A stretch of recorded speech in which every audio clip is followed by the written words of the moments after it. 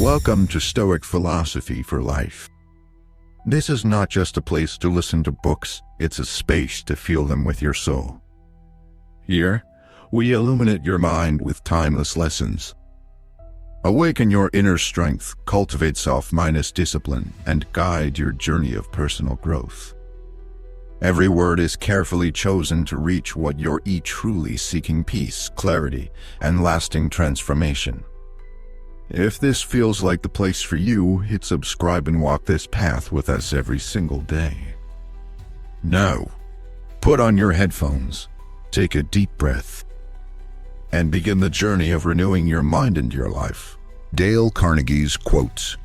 You should know before you get old, there is a kind of fear that does not scream. It waits. It hides beneath hesitation. It shows up as maybe later. What if I am not ready? What will they think of me? And slowly, it begins to rot your confidence from the inside. You stop before you start. You dream without moving. You wait for clarity, not realizing it only comes through motion. Dale Carnegie said, "Inaction breeds doubt and fear. Action breeds confidence and courage." See, it sounds simple, almost too simple.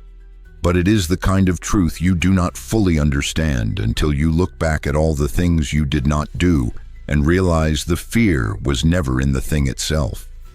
The fear was in the pause, in the stillness, in the stories you told yourself while doing nothing. The more you hesitate, the heavier your fear becomes. Your mind fills the silence with worst-case scenarios. You imagine rejection, failure, embarrassment. But you forget something important. Your mind is working without data. The stories it writes are fiction, and the only thing that breaks that fiction is action, even a small action, one message, one attempt, one honest step forward. That is when the fear begins to shrink, not because the danger is gone, but because you realize the danger was never as big as you built it up to be. Action brings proof, and proof builds confidence. You do not need to feel brave to act. You need to act so you can become brave. The Stoics called this training the soul, not through talk, but through effort. Courage is not something you wait for. It is something you earn through forward motion, step by step, breath by breath. So many people die with ideas still in their chest, not because they lacked talent, but because they never moved. They thought, they doubted, they waited, they hoped someone would push them. But no one is coming, and that is the point. The person you are waiting for is you. If you are still here, still listening, then maybe you know this fear too well, the quiet kind, the kind that hides behind excuses and well-crafted reasons. But the truth is, you are not protecting yourself by avoiding action. You are shrinking. And one day you will look back and realize that fear stole years, not days, years. Let that not be your story. Act, even if it is messy, even if it is awkward, even if your hands shake and your voice cracks. You will learn faster by doing wrong than by never trying at all. Your future confidence is waiting on your present courage, and courage is always a decision. So decide. We live in a world where everyone is trying to be interesting. More followers, more attention, more validation. People speak to be heard, not to understand. They listen, not to connect, but to prepare their next line. But somewhere along the way, we forgot the truth. That real influence begins with presence, not performance. Dale Carnegie said it clearly. You can make more friends in 2 months by becoming interested in other people than you can in 2 years by trying to get other people interested in you. And when you really stop and think about that, it explains so much about why so many people feel unseen. Because the truth is they are always performing, never witnessing. Most people go through life trying to be impressive but never become memorable. Why? Because people do not remember what you wore or what you achieved. They remember how you made them feel. They remember who made them feel safe, who asked questions and stayed long enough to hear the answer, who paused instead of redirected, who who sat in the silence and gave them room to be. Being interesting might get attention, but being interested creates trust. And trust, quiet, subtle trust, is what changes lives. It opens doors, it softens people, it transforms strangers into allies. It creates connection in a world obsessed with projection. The Stoics spoke about ego often, not in terms of arrogance, but illusion. The illusion that the world revolves around your perspective, that your needs, your voice, your truth should dominate the room. But ego never builds connection. Ego builds performance, and performance builds loneliness. Look around. Look at the people who feel disconnected. Most of them are trying to be someone, to prove something, to impress everyone.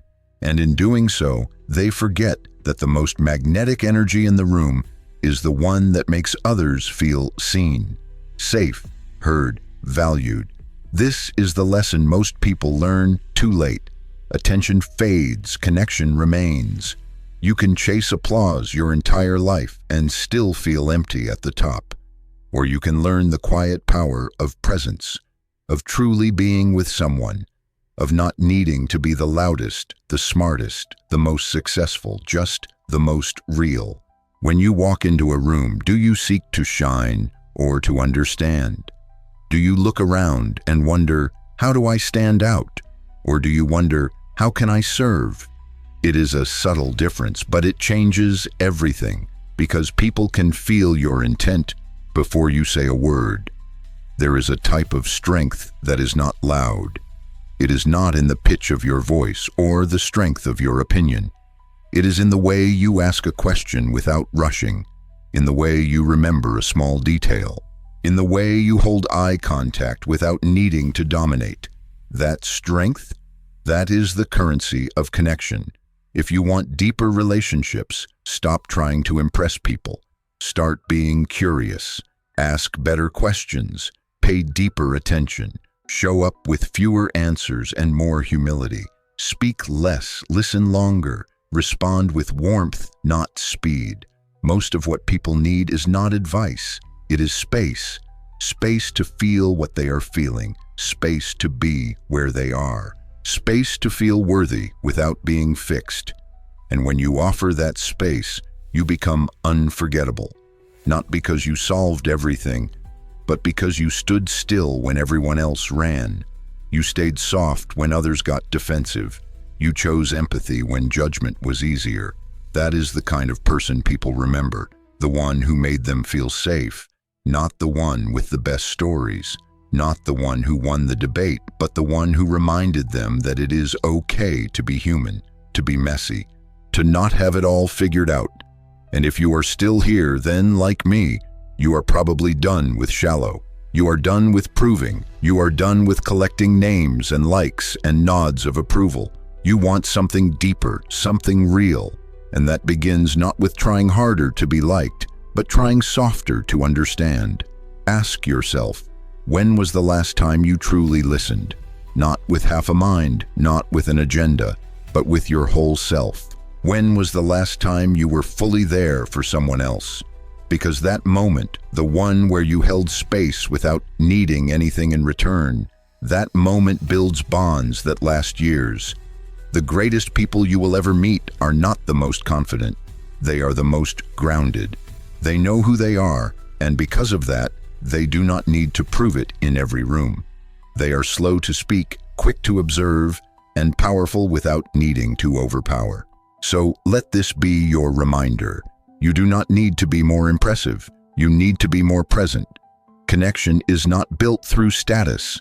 It is built through sincerity, through interest, through showing up again and again with consistency, humility, and heart.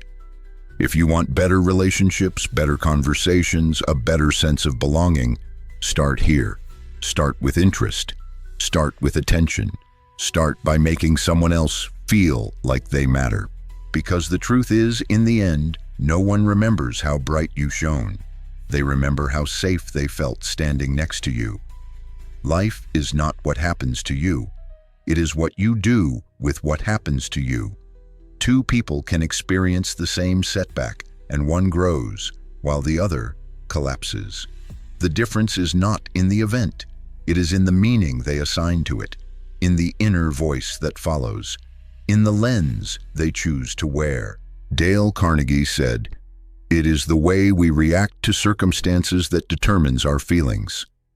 Not the circumstance itself, not the trigger, but the reaction. That single space between stimulus and response, that is where your power lives. That is where your identity is shaped. That is where freedom begins. Most people do not live there. They live in reaction.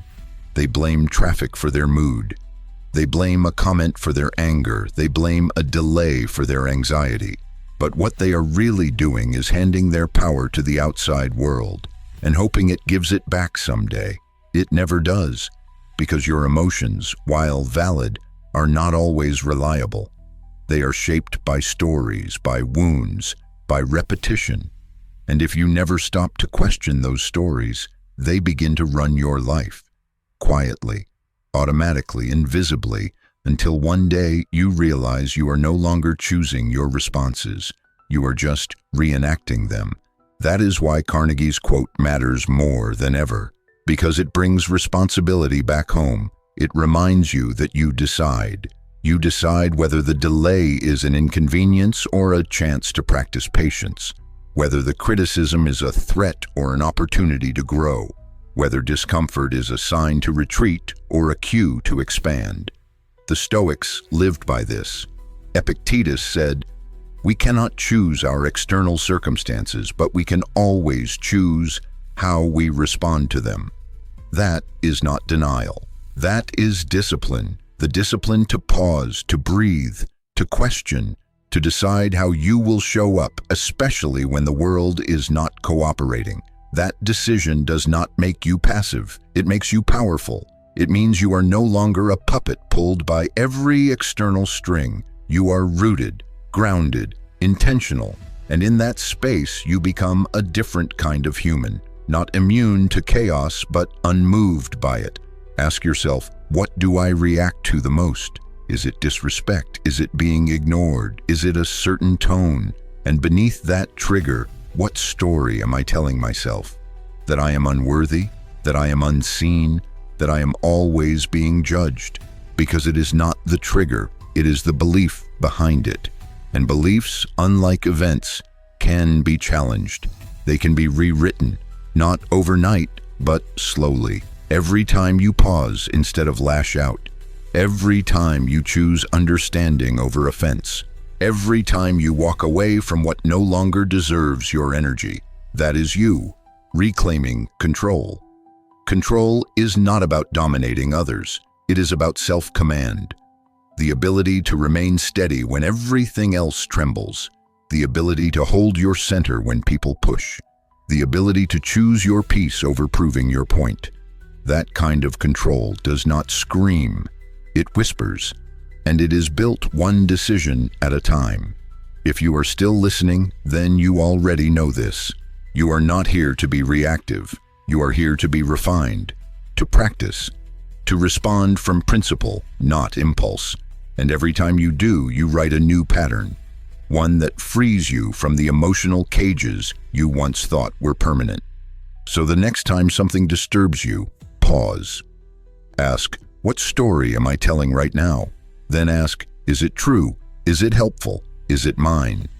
That is not spiritual bypassing. That is emotional mastery.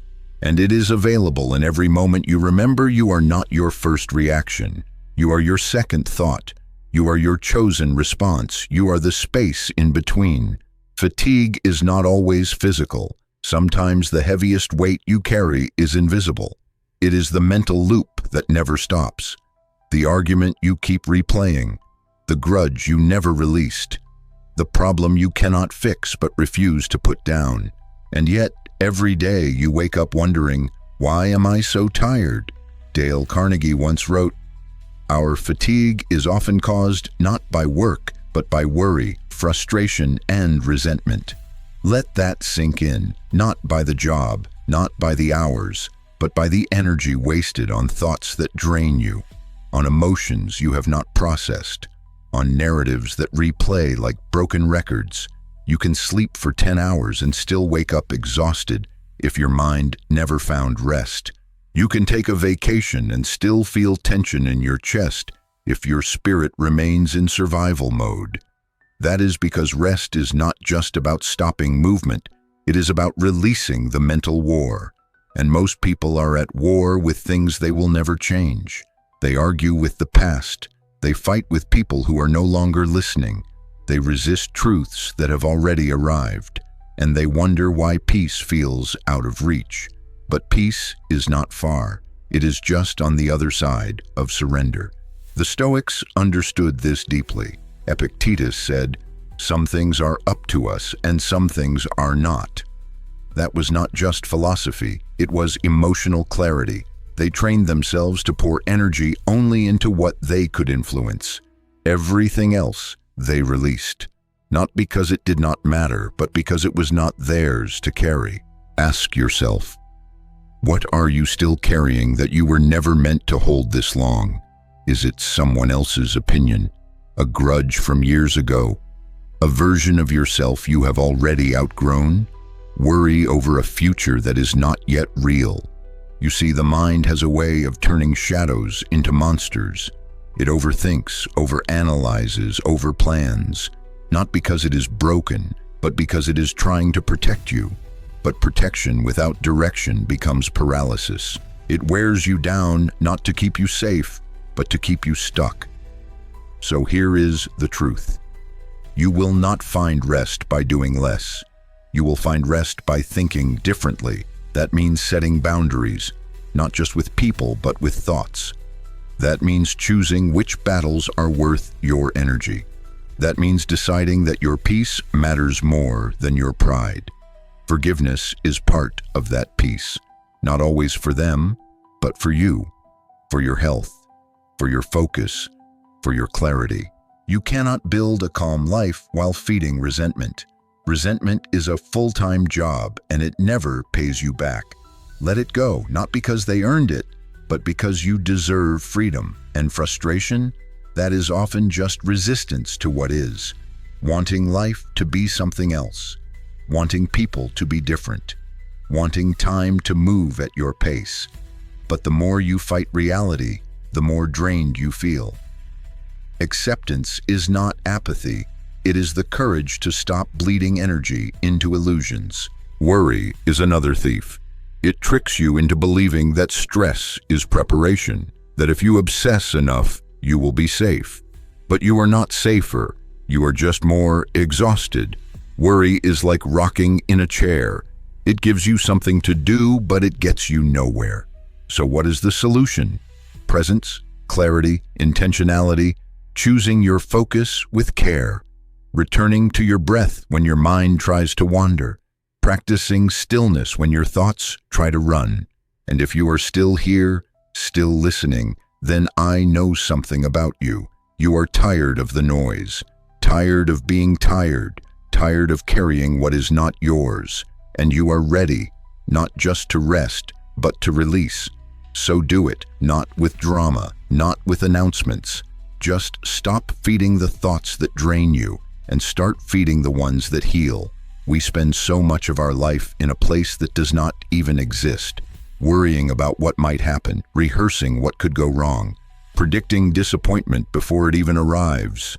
And yet, when the moment finally comes, the one we stressed over for days, weeks, or even years, it rarely feels as terrifying as we imagined, because most of the fear lived only in our heads. Dale Carnegie wrote, "Remember, today is the tomorrow you worried about yesterday." Think about that. How many of your yesterdays were wasted in anxiety over a future that turned out just fine? How many hours did you lose preparing for a disaster that never came? That kind of worry is not protection. It is slow erosion. It steals your presence, your joy, your life.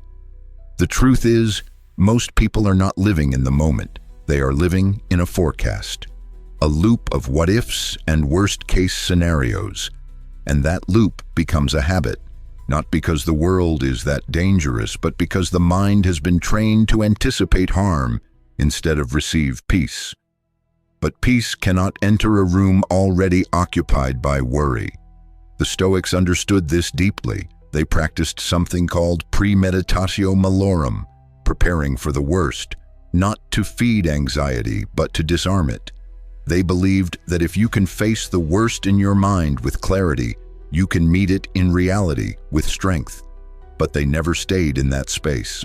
They returned to the present, to the breath, to what is, not what might be. So much of our suffering is borrowed. We carry problems that do not yet exist. We feel emotions for situations that have not yet happened. And in doing so, we miss the only place life actually unfolds. Now, right here, in this breath, in this heartbeat, in this conversation. You want more peace? Learn to stay. Stay in the discomfort. Stay in the stillness. Stay in the moment without trying to escape into mental rehearsal. You do not need to prepare for every possible outcome. You need to trust that whatever happens, you will meet it with the person you are becoming. And that person, they are not fragile. They are not lost. They are not a victim of uncertainty. They are someone who has begun to realize that every minute spent worrying is a minute stolen from presence, from love, from clarity, from life. You have survived everything life has thrown at you up until now. Every painful moment, every unexpected turn, every broken plan. So what makes you think you will not survive what comes next? That fear is not based on truth. It is based on habit, and like any habit, it can be changed. Not all at once, not perfectly, but gently. One choice at a time, one breath at a time. One act of returning to now, again and again, until presence becomes your new default. If you are still here, still listening, then maybe this message is the one your nervous system has been waiting for. Not more stimulation, not more plans, just permission. Permission to stop rehearsing life and start living it. Let today be enough. Let this moment be whole. Let yourself breathe without the weight of what might happen next. You do not owe the future your fear. You owe yourself your full attention. Every day we talk to people, we work with them, we live with them, and still, so often, we misunderstand them. We expect people to be rational, to respond logically, to think the way we think. But the truth is, humans do not run on logic. They run on feeling. Dale Carnegie said, "When dealing with people, remember you are not dealing with creatures of logic, but with creatures of emotion." It sounds simple, but if you forget this, you will struggle, not just in communication, but in connection. You will speak all the right facts and still not be heard. You will offer sound reasoning and still meet resistance, because what people feel always matters more than what they know. You can be right and still be rejected. You can be logical and still be ignored, because people do not respond to facts. They respond to how those facts are delivered, to the tone, the energy, the sense of safety. That is what opens people up or shuts them down. If your words do not land in the right emotional climate, they will be dismissed before they are ever considered. That is why influence begins with empathy. Not agreement, but awareness. Awareness that every person you meet has invisible battles, unspoken fears, and emotions they themselves do not always understand. You do not need to fix them, you just need to see them. But most people do not do this. They rush, they debate, they interrupt, they focus on being right instead of being effective. And in doing so, they trade connection for control, validation for victory. But the cost is always the same: distance, disconnection, misunderstanding. Let me ask you something. Have you ever had someone correct you? And even though they were right, you felt angry, defensive? That was not logic resisting truth. That was emotion protecting pride. And if you want to grow, lead, or love well, You need to learn to work with that part of people, not against it. The Stoics knew this too. Marcus Aurelius wrote extensively about human nature, not to judge it, but to understand it. Whenever you are about to find fault with someone, he said, ask yourself the following question. What fault of mine most nearly resembles the one I am about to criticize? That humility, that awareness, it changes how you speak, because when you stop needing to win the argument, you begin to win the heart. And hearts, when they feel safe, open minds. That is the secret to leadership, to parenting, to friendship, to everything. Make people feel seen first, and they will hear you better later. This is not manipulation. It is emotional fluency. It is knowing that you can say hard truths in soft ways, that you can disagree without destroying, that you can correct without condemning. The goal is not to walk on eggshells. It is to walk with awareness. And if you are still listening, then maybe you are tired too. Tired of the miscommunication, tired of feeling misunderstood, tired of talking and still not being heard. Maybe it is time to stop talking louder and start listening deeper, because here is the truth. People remember how they felt in your presence more than they remember your points. They remember your tone, your presence, your patience, not your logic. Logic may win arguments, but presence wins people. So next time you are frustrated with someone's behavior, pause. Instead of asking, why are they being irrational? Ask, what might they be feeling that they do not know how to express? Instead of reacting to the symptom, lean into the source. That is how you disarm defensiveness. That is how you connect instead of correct. And most of all, do this with yourself, because here is another truth Carnegie never said but lived. You are also a creature of emotion. Your triggers, your shutdowns, your pride, they are not signs of weakness. They are signs of being human. And the more compassion you show yourself, the more naturally it will flow to others. You want stronger relationships? Build emotional awareness. You want influence? Learn emotional intelligence. You want peace? Stop demanding people be logical and start understanding what they are actually trying to feel. The world does not need more facts. It needs more understanding. There is a strange paradox most people never question. We spend years chasing what we think we want, only to find that once we get it, it does not fill the emptiness we thought it would. The house, the title, the recognition. It comes, we feel good for a moment. And then the craving returns, not for the same thing, but for more. Dale Carnegie once wrote, "Success is getting what you want. Happiness is wanting what you get." That is more than a quote. It is a shift in awareness, because success is external. It is measured. It is visible. But happiness is internal. It is invisible. It is not about what you have. It is about how you relate to what you have. You can be wildly successful and still miserable. You can have the dream job, the dream partner, the dream life, and still feel restless, anxious, hollow. Why? Because you have not yet made peace with what is. Because your mind is still trained to chase. And no matter what you catch, it will never be enough if you cannot learn to want what you already hold. Most people never learn this. They confuse more with meaning. They confuse bigger with better. And the world reinforces that. More money, more success, more productivity.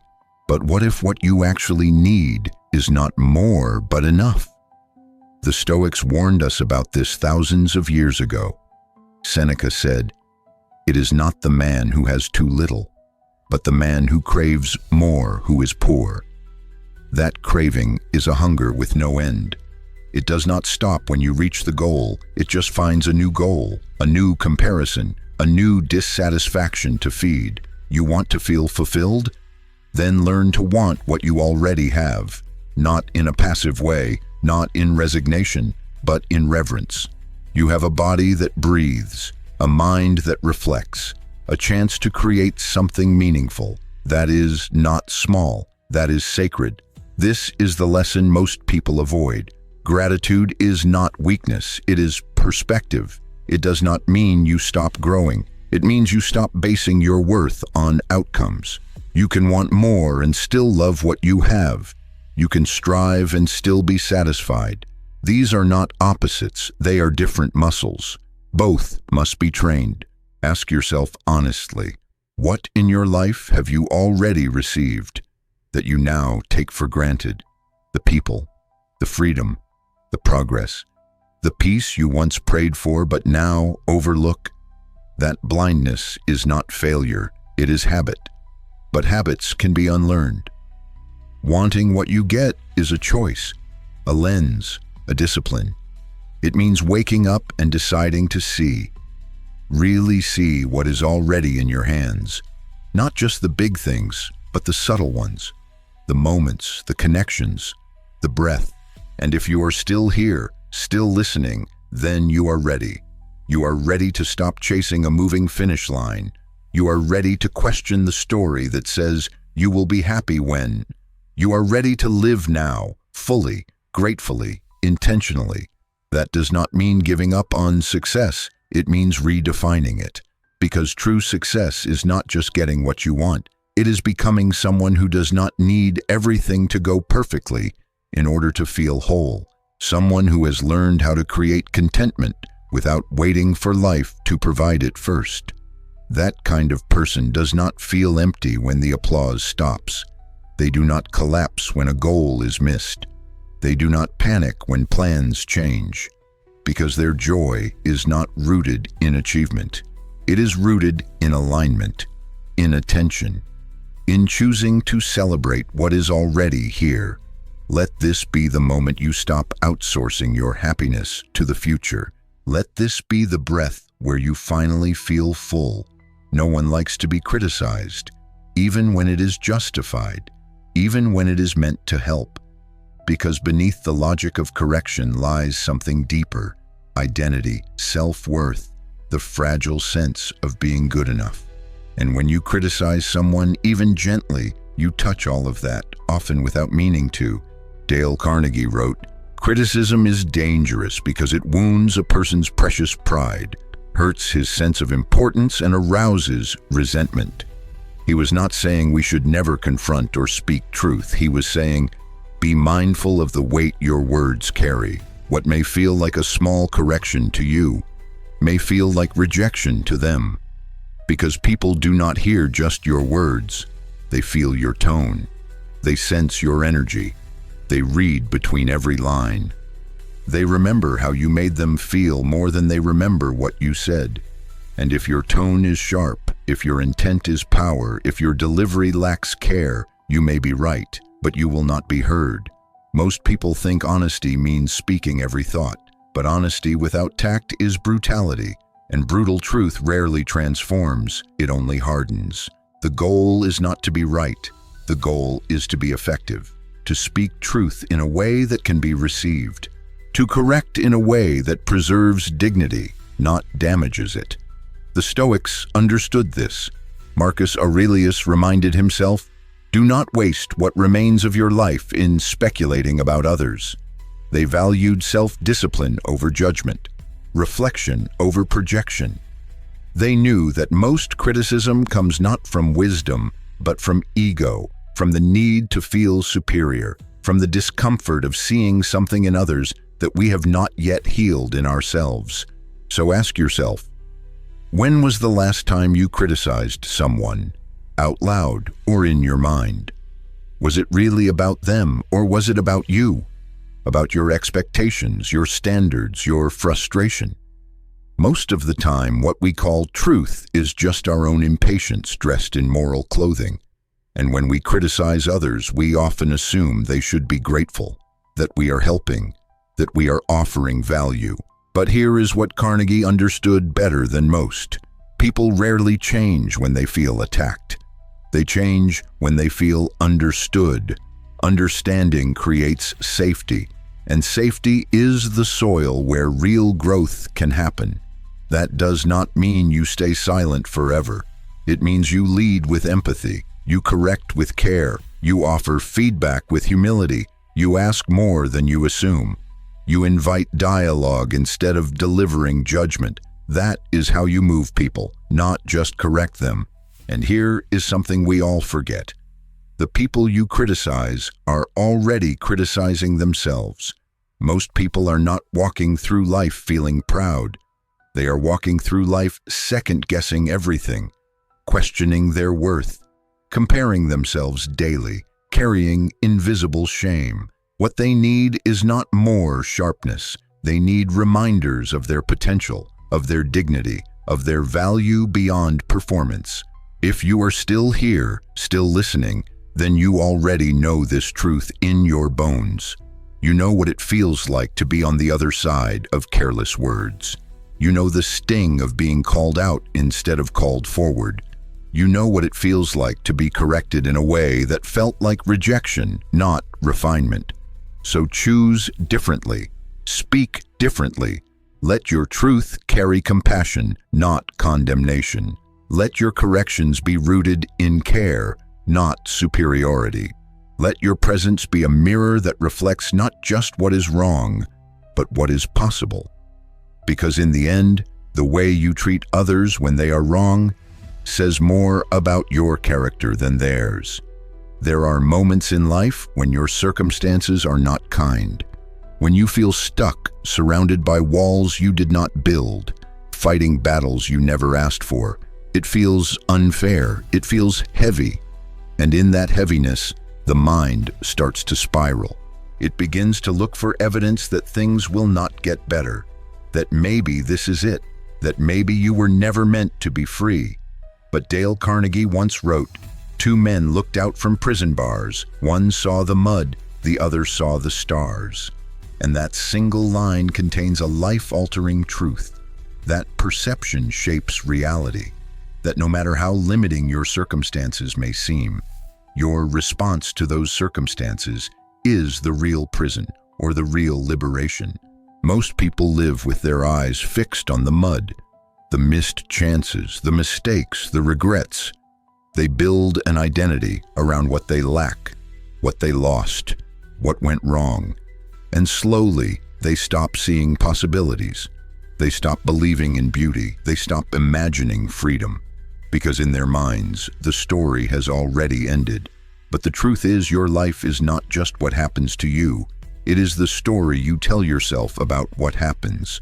You can live in the same place as someone else, face the same loss, survive the same pain, and still see a different sky. Because your vision is not determined by your location. It is determined by your lens. The Stoics spoke of this often. Epictetus, a man who spent much of his life in slavery, said, "People are not disturbed by things, but by the view they take of them." He did not just believe this, he lived it. He learned to see the stars, even from the most confined corners of life. Not out of delusion, but discipline. That kind of vision takes training, because everything in your environment will try to pull your gaze downward. The news, the noise, the unresolved wounds, they all scream for your attention. They want you to focus on the mud. But you have a choice. You always have a choice. And that choice begins with awareness. What are you focusing on? Right now, in your life, in your relationships, in your thoughts, are you rehearsing the worst or remembering the good? Are you looking at the broken pieces or noticing what is still whole? Are you seeing only what you lack or giving thanks for what remains? Because gratitude is not just a feeling, it is a lens, and it does not come after your circumstances improve. It comes before. It is what makes improvement possible. It is what keeps your spirit alive when the weight of the world tries to suffocate it. You want to change your life? Start by changing what you notice. Notice what is working. Notice who stayed. Notice the resilience you forgot you built. Notice the moments you almost gave up, but did not. That noticing, it shifts your energy. It shifts your decisions. It shifts your future. But it is not easy, because the mud is always more obvious than the stars. The stars require you to look up. to pause, to remember, to hope. And hope, true hope, is rebellious. It refuses to be ruled by circumstance. It refuses to let the past dictate the future. It says, yes, this is where I am, but this is not where I stop. If you are still listening, still here, then maybe this message is not new. Maybe you have heard it before in pieces, but today maybe you needed it all at once. A reminder that your perspective is power, that your lens is not fixed, that your soul was built to rise, not just survive. There is a version of you on the other side of this pain, a version that sees clearly, that feels deeply, that gives without fear and dreams without apology. That version is not waiting for perfect conditions. That version is waiting for permission. Permission to see the stars, even while your feet are in the mud, because the mud is part of the path, but it does not have to be your prison. Let yourself look up, even now. Especially now, everyone wants to feel seen, to feel known, to feel like what they care about matters to someone else. But the irony is that while everyone wants that, very few actually give it. Most people listen just enough to reply, not to understand. They hear words, but not meaning. They acknowledge faces, but not stories. They ask questions, but only the kind that bounce off the surface. Dale Carnegie once said, "The royal road to a person's heart is to talk about the things he or she treasures most." That quote is not about small talk. It is not about manipulation. It is about connection. It is about giving people the rare experience of being truly understood, without needing to perform, prove, or defend themselves. What do people treasure? Not the things they show off, but the things they carry in quiet. Their dreams, their children, their fears, their passions, their regrets, their deep and unspoken longing to be accepted as they are. These are not topics for every conversation, but when you are allowed into that space, when someone opens that part of their world to you, it is sacred, it is rare, and it is where real connection is born. But most people miss that door completely. They rush in with their own agenda, their own story, their own opinions. They try to impress instead of invite. They want to be interesting, not interested. And they wonder why the room feels cold, why the connection never quite lands, why the conversation fades instead of deepens. You cannot reach a person's heart by trying to change it. You reach it by respecting it, by entering gently, with curiosity, not conclusion, with presence, not pressure, with a willingness to listen for what is not being said as much as what is.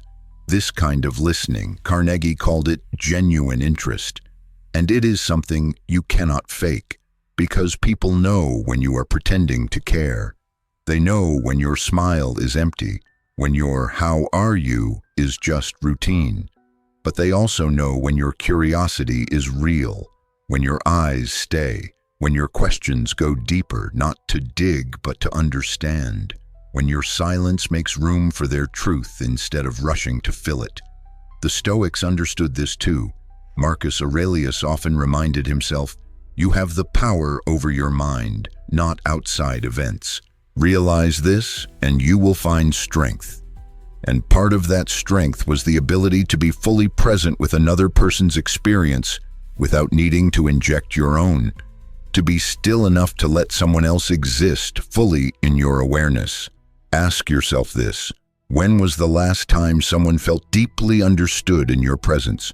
Not agreed with, not impressed by you, just seen, felt, welcomed without performance.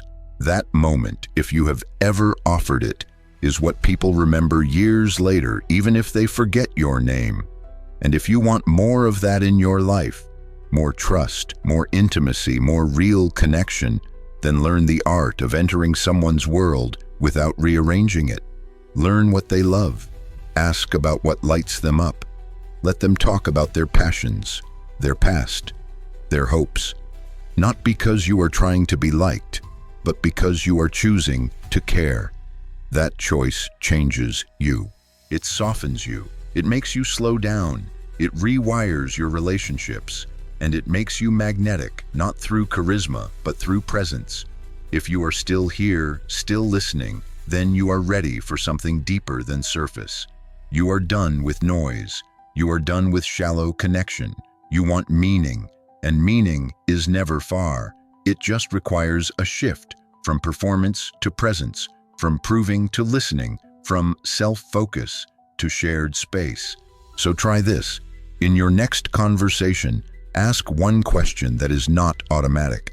Ask what they love, what they miss, what they wish more people asked them about, and then stay. Let their answer breathe. Let their voice echo. Let them feel what most people rarely feel, freedom to be fully themselves, without judgment. Because the royal road to someone's heart is not paved with compliments or charm. It is paved with patience, with sincerity, with the courage to care without needing anything in return. That is the kind of presence that changes people. And it will change you too. Fear is a strange thing. It can be completely invisible, yet shape everything you do. It can make you speak less, dream smaller, stay where it is safe, and worst of all, it can make you believe it is protecting you, when in fact, it is only preserving your limitations. You may not even call it fear. You may call it being realistic, careful, cautious. But deep down, you know what it is. Dale Carnegie said, "Fear does not exist anywhere except in the mind." That is more than a motivational quote. It is a mirror. Because when you trace your hesitation back to its source, you often find it is not logic holding you back. It is a story, a memory, a belief you adopted long ago and never questioned. A fear of being wrong, a fear of not being enough, a fear of what others will think if you try and fail. The truth is, most of the things you fear are not happening. They are imagined. They are rehearsed in your mind so many times that your nervous system believes they are real, but they are not.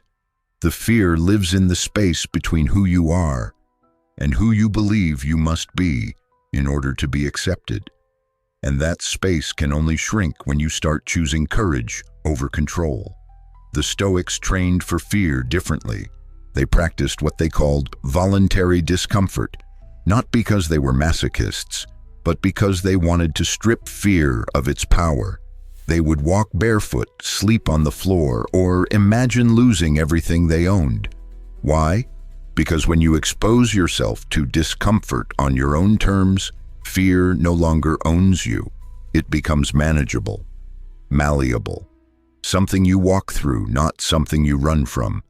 You do not overcome fear by waiting for it to go away. You overcome fear by walking into it with your eyes open and your breath steady. You do not need to be fearless. You need to be willing. That is what courage actually is. Not the absence of fear, but the decision to act while it is still present. Think about how much of your life has been shaped by avoidance.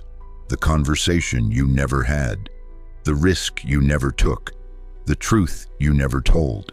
Not because the opportunity was wrong, but because fear whispered louder than vision. That whisper grows with every surrender, but it also weakens with every act of bravery, no matter how small. You want to know what is more exhausting than fear itself? The hiding, the pretending, the constant self-editing to stay within the limits you never chose consciously, but inherited unconsciously. That slow erosion of your full self, that is what drains you. Not the fear, but the way you contort yourself to avoid triggering it. And if you are still here, still listening, then maybe something in you is done hiding. Maybe you are tired of letting imagined scenarios write your real story. Maybe you are ready to stop asking fear for permission and start asking yourself a different question. What would my life look like if I trusted myself more than I feared judgment? That question changes everything. Because the life you want, the one that feels light, true, grounded, expansive, it is not waiting behind comfort. It is waiting behind discomfort.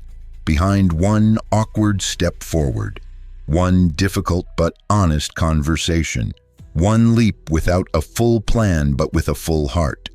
You have done hard things before. You have faced pain before. You have endured more than most people know. So the fear that stands in front of you now, it is not new. It is just louder because your next level is closer, and it wants to know, will you shrink or will you rise? You are not too late. You are not too broken. You are not too far behind. You are simply at the doorway of your own becoming, and fear is just the fog on the path. Keep walking. We wait. We tell ourselves that the right time will come, that once things settle down, once we are more stable, once we feel ready, then we will really start living. But days turn into weeks, weeks turn into years, and before we know it, we are surrounded by plans we never touched, dreams we never chased, love we never gave, and words we never said.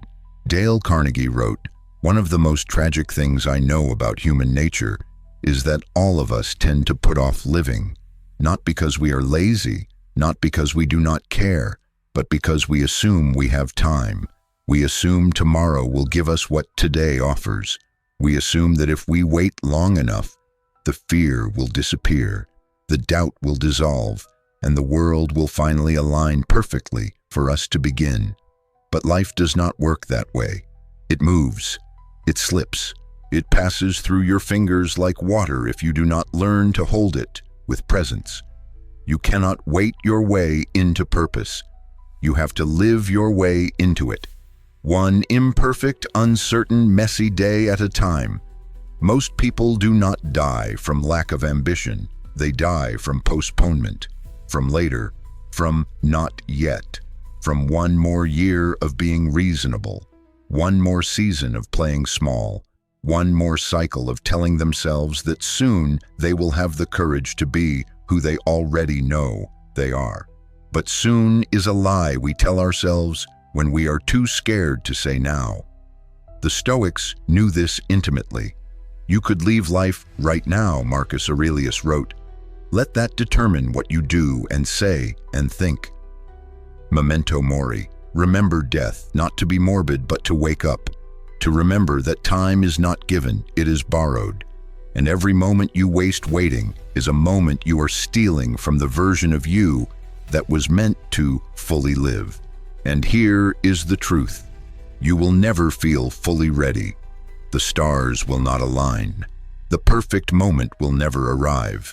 You will always be too tired, too unsure, too busy, too behind. And yet, despite all of that, you can still begin. You can still make today the day you stop putting off your own becoming. So many people live as if life is a rehearsal, as if the real thing starts next month, as if this moment does not matter because the best parts are still on their way. But this moment is not a warm-up. It is the main act. It is the only thing that is ever real. And if you do not learn to value it, you will look back one day and realize you missed the whole show. Ask yourself, what are you waiting to do? What decision have you delayed? What feeling have you avoided? What part of yourself have you kept in the background, hoping it would be safer there? You do not need more time. You need more truth. You need more presence, more urgency, not to hustle, but to live awake, to walk through the day knowing that this is it. This is the only guarantee you have, and it is enough. And if you are still here, if you have listened through all 12 parts, then you are not like most people. You are not just seeking inspiration, you are seeking transformation. And that shift does not happen through motivation, it happens through choice, through returning to yourself again and again until the life you live on the outside matches the one your soul has always whispered for. So let this be the moment. Let this be the breath that breaks the cycle. Let this be the time you stop putting off living. Because the life you are avoiding is not waiting for a better version of you. It is waiting for the real version of you, the one who stops asking for permission, the one who speaks when it is hard, the one who dares to love deeply, act boldly, and rest fully. You already have everything you need to live fully. Now is the only time you will ever hold. Let it count. But if you made it here, then like me, you are done postponing. No more waiting, no more holding your breath. The world does not need a perfect version of you. It needs a present one. If this journey has stirred something inside you, hold on to it. Nurture it. Don't let this be just another video. Let it be a mere reminder that you still have time, choices, and power. And if this message spoke to you, stay with us. Let's keep lighting up your mind, one story at a time.